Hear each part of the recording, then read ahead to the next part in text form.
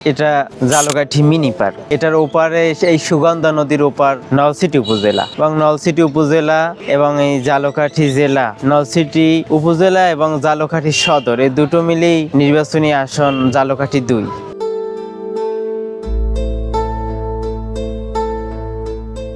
আজ আপনাদেরকে নিয়ে এসেছি ঝালকাঠির সুন্দর একটি স্থানে।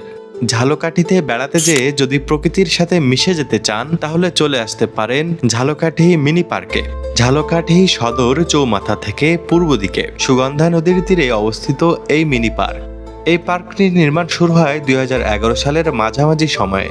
ঝালকাঠি মানুষের সন্ধ্যার আড্ডা আর বিনোদনের অন্যতম ঠিকানা এই মিনি পার্ক।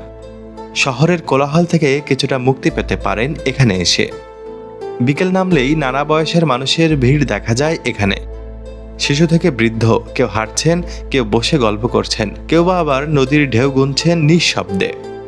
সকালবেলায় অনেকে আসেন পত্রিকা পড়তে, কেউ কেউ গাছের ছায়ায় বসে থাকেন নীরবে। সুগন্ধা নদীর ঢেউ যেন আছড়ে পড়ে পার্কের সীমানায়। গাছের পাতার ফাঁক দিয়ে আলো ছায়ার খেলা এই পার্কে বসে থাকলে সময় যে কখন চলে যায় আপনি নিজেই বুঝতে পারবেন না। পার্কের পাশেই রয়েছে একটি খেয়াঘাট। দুই পাড়ের মানুষ যাতায়াত করেন এই খেয়াঘাট দিয়ে। চলাচল করে বাণিজ্যিক পণ্য। এই নদী শুধু সৌন্দর্য নয়, এটি জীবনের অংশ।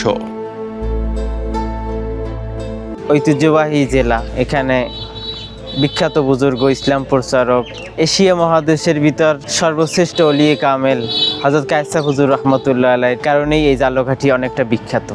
বিকেলবেলা প্রচুর ভিড় হয় এবং দেখা যায় যে আপনার পহেলা বৈশাখ যখন বাংলা বর্ষবরণ অনুষ্ঠান হয় তখন এখানে নৌকা বাইচের প্রতিযোগিতা হয় এই সুগন্ধা নদীতে। রাত্রবেলা সর্বসময় এখানে মানুষের ভিড় থাকে।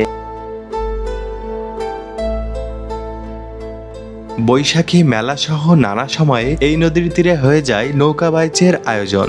ঝালকাঠি মিনি পার্ক ছোট হলেও অনেকের খুবই প্রিয় এই পার্ক। যদি আপনি ঝালকাঠিতে আসতে চান, নদীর ধারে কিছুটা সময় কাটাতে চান, তাহলে এই পার্কে একবার বসে পড়ুন, ভালোই লাগবে।